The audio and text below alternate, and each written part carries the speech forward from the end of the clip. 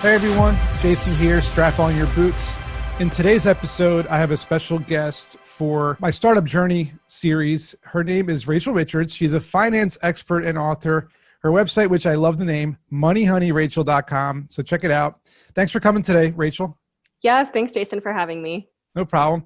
And I see some books behind you, and I noticed that you are into passive income and, achieving financial success and whatnot. What was the first moment that you realized you could go into business full-time doing what you do? Like, what was the catalyst? It was probably after I wrote my first book, Money Honey, and it took off. So the reason I wrote it in the first place is because I'm a former financial advisor. So when I was 22, 23 years old, all my family and friends started to come to me for financial advice. And that's what I'm the most passionate about. I love to help people with that. I also began to wonder, well, why aren't they, learning on their own or reading books? And then I had this aha moment where I realized, oh yeah, that's because personal finance is boring, right? It's complex, it's intimidating, it's overwhelming. No wonder people don't like to learn about it. So I thought to myself, well, how can I make this topic sassy and fun and simple? And that's where the idea for Money Honey came from. It seems like when you say it's boring, like I notice a lot of people who talk about finance on YouTube, for example, it's a lot of spreadsheets and budgeting and like formulas and macros and things like that. So I'd love to hear how you made it more fun.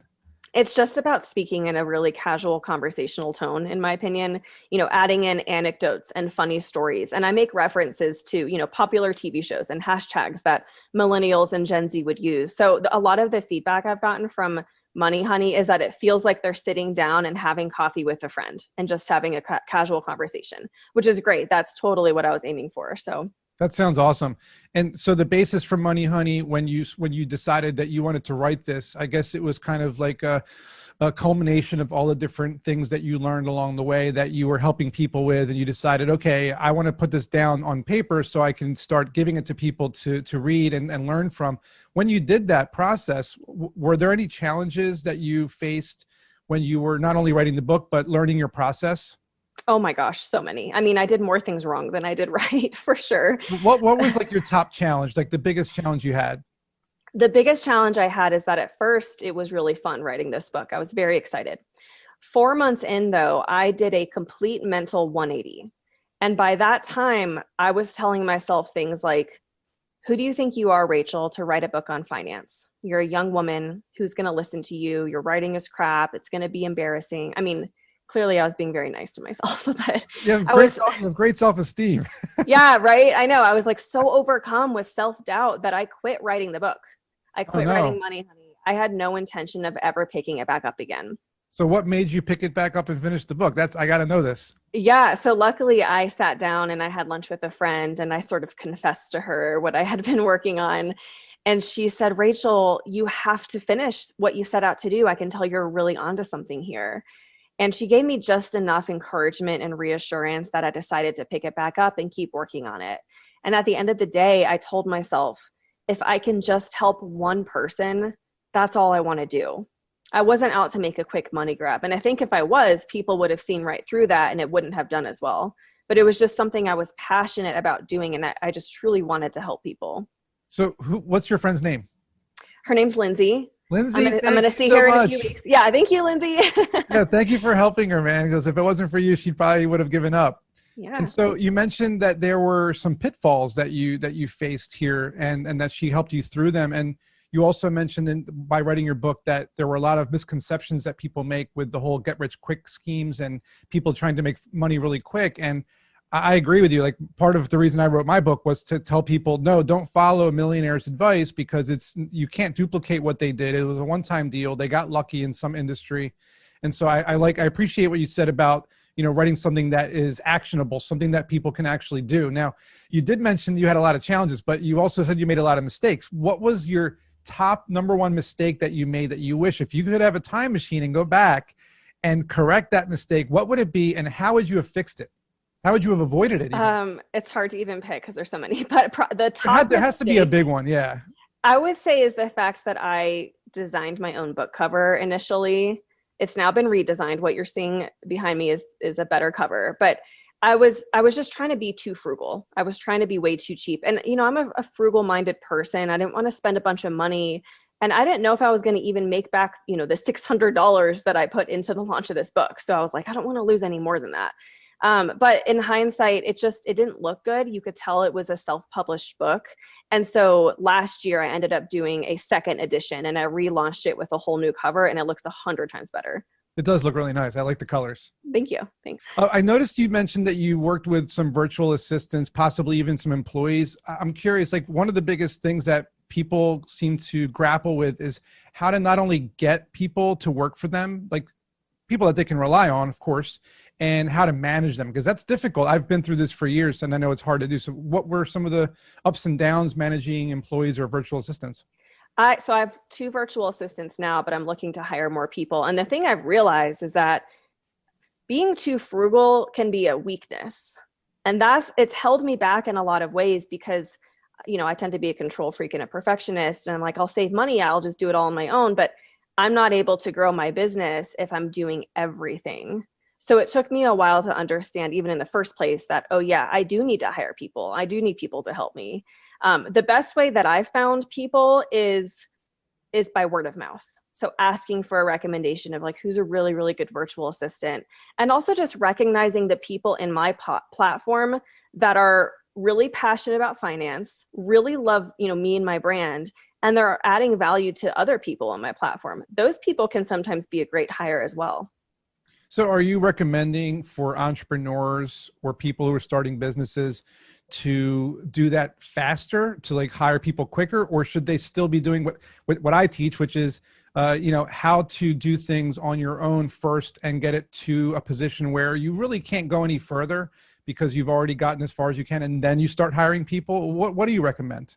I agree with you. I think DIY is always the best because that's the only way you're going to learn and understand how your business operates, and then be able to teach it to somebody else. I think most people have the opposite problem I have. My problem is I wait too long to spend money and to hire people. I think most people probably spend money too quickly, and where they really need to think about, what are my revenues right now, and can I justify this expense? And if I spend money on this, how much revenue will this generate? Is it going to generate revenue? So just kind of thinking through those things and being a little bit more intentional before hiring somebody, I think can save people from a lot of mistakes. Yeah, and it sounds like you really have a financial kind of outlook on everything, which is why you're a financial expert. But saying that you have to put like a budgetary kind of, concern towards hiring people, revenue, monetization, where's your break-even point, things like that. I like that, and that's really cool. Let's switch gears a minute and talk about something that I discuss almost daily with entrepreneurs, which is figuring out your unique value proposition or a core value proposition. What differentiates yourself, your business, your idea, your concept from others in the market? And I know you're an expert at this, so I want to hear your take on how to do that. Yeah, Jason, and I'm glad you bring this up because I cannot emphasize the importance of this enough. And not enough new business owners think through this exercise of what is my unique value proposition.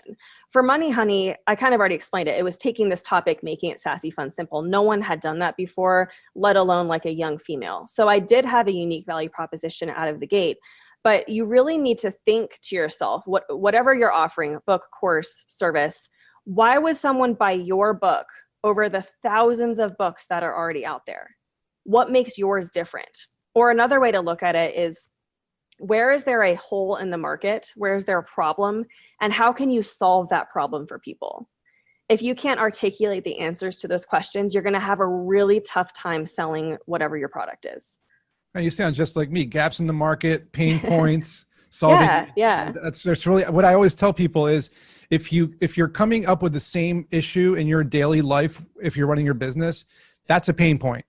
Mm-hmm. If you find, if you're looking for a book on a specific topic and you can't find it, that's a gap in the market, right? So that's really a good way to look at it as well. And when it comes to the core value proposition, and like you said, offering services, whether it's a course, a book, maybe a YouTube channel or a podcast or a blog, you mentioned something online that I noticed that said giving value first and then selling services later. So tell me a little bit about what you mean by that. Yeah, for sure. I just think the most effective way to network and to market is to do exactly that. Giving value first, asking for something in return later. So here's an example. When I was preparing for the launch of Money Honey, I was very engaged in a couple Facebook groups. Facebook groups where female millennials were engaged and hanging out. Every so often a finance question would come up and I would jump on. I'd say, hey, I'm Rachel. I'm a former financial advisor. Here's what I think. I type out a long, helpful response. Now, no one knew me back then. I didn't have a platform. But after doing that enough times, people started recognizing me as this expert. So when someone would ask a finance question, other people in these groups would be like, they would tag me. They would say, hey, you need to ask Rachel, or hey, Rachel's your girl. So I gained this credibility and this clout in these Facebook groups. And so by the time I decided to launch Money Honey, and I told these people about this idea, they were like, oh my gosh, yes, I would love to read a book from you. You make this so simple and easy to understand. Now imagine if I had done it in the reverse and I just started going into these groups and dropping links and trying to sell my stuff. People wouldn't have trusted me. People wouldn't know who I was. They wouldn't want to read the book. So you're almost hurting yourself if you do it that way. But if you add value first and you're really seeking to help people, they'll want to buy your products from you. I agree 100%. As a matter of fact, most entrepreneurs, as you probably know as well, is they're always looking for investors, right? They're always looking for funding. They're always looking for people to buy their stuff. And I always tell them investors are much better at giving feedback and advice than money. So ask for that, and then you might gain a relationship with them. And when it comes to people out in the world, the more you help them, the more information you give them, the more, like you said, credibility you give them, the more they'll rely on you. And then later they'll probably hire you for something or buy one of your products. So that's really good advice. Now, I like to always tell people what the best parts of being an entrepreneur is, right? And so we always talk about like what we do for a living and, you know, how we help people. But what are the perks that you find as being an entrepreneur, working for yourself? Like, what do you find like the best parts of it? Oh my gosh, there's so many great parts. And not only am I an entrepreneur, but I'm also financially independent. And so there's a lot of overlapping benefits. So for example, the freedom. I can set my own hours. I can work when, where, and if I want. But the best part to me about being an entrepreneur is that I can make money off of something that I am truly passionate about. This fulfills me completely. I mean, I could work a 12-hour day and be like, oh, that was so great. I helped so many people, women and young people, and feel like it wasn't even work. It's just fun. So I love that part about it, and just getting the feedback from people. I get emails from readers all over the world now, or Instagram messages that say, you know, thank you, your books have changed my life. I've paid off this debt. I've done this. And there's nothing more rewarding than that. You said you could work a 12-hour day and love every second of it because you realize you weren't even working. And that's one of my favorite Confucius sayings is choose a job you love and you never work a day ever again, or a day ever, you know. So yes. You know, I feel the same way. I feel like every day I wake up and I'm not really working, I'm just doing what I love. And that's really a good way to look at it. And unfortunately, most people can't say the same. So maybe that's a reason why people need to kind of take a risk, right? Take a chance and venture out into the world of entrepreneurship. What would be your top 3 reasons or top 3 things that people should do if they're thinking about becoming an entrepreneur or thinking about starting a business? What are the first top 3 things they should think about before doing it, or that they should learn about before taking the plunge? Yes. Number 1 is the unique value proposition. You have to understand that before anything else. Number 2, you need to understand your target audience. So being the more specific, the better. When I wrote Money Honey, it was if I was writing it to a specific individual. I was envisioning basically my best friend, a 25-year-old female, single, you know, not married yet, didn't have kids yet, making 40 to 50 grand a year. I remember writing this out on an actual page of what my avatar was. And I wrote my book for that person. And because it's so specific, it ends up just speaking to a more general audience. So that's the second thing. And then I would say the third thing is, don't just take a leap of faith and expect that the net will appear. What I mean by that is don't just quit your job and decide to start a business. That's a very financially risky move. And you never want to be in a place where you're operating out of pressure and desperation. And that's what happens when you don't have that safety net of your job. So another way to consider doing it is to treat it as a side hustle at first. Make sure you can really monetize it, make sure it's a stable income, and that you get it to a place financially where you can then feel comfortable quitting your job. That last point hits it on the head, because 99% of entrepreneurs think their idea is worth $1 billion out of the gate. And they don't want to hear it, right? They're wearing rose-colored glasses and they think that they're going to hit it out of the park, and they are disappointed. and they lose a lot of time and a lot of money. Speaking of money, honey, I want to hear some financial advice because you're a financial expert, right? There's a lot of people, and I've heard this from people. You and I are financially independent. We're good, but most people are not, right? So what would be something you would tell someone that says maybe that they can't get ahead of the curve? Like someone who might say something like, I can't seem to get out of this hole. I can never seem to buy a house. I can never seem to get out of debt. I'm always kind of behind. And how do I get ahead? How do I get ahead of these mountains of bills? How do I buy a house? You know, what would you say to these people? Because there's a lot of them out there. Yeah, for sure. It's tough to climb out of that situation, or if you're living paycheck to paycheck, that's a tough situation. So what I've realized over time, you know, I'll sometimes ask in workshops, hey, what sorts of things will you do to save up money quickly if there's an emergency? What will you do? People will say, I'll stop eating out. I'll cook at home. I'll stop shopping online. What I notice is that there's a common theme, and that's that we're focused on decreasing our expenses first and foremost, which is great. That's very important. But you are limited in how much you can decrease your expenses. You can't stop paying your mortgage. You can't stop paying your car insurance. There's only so much you can do. What I realized is that people have two levers to increase their savings. They can either decrease their expenses or they can increase their income. And the beautiful thing about increasing your income is that there's no cap on how much money you can make. There's nothing stopping you from making more money. So if you really want to get ahead and make aggressive progress, you'll do both. You'll decrease your expenses and you'll increase your income. I mean, it sounds like a no-brainer.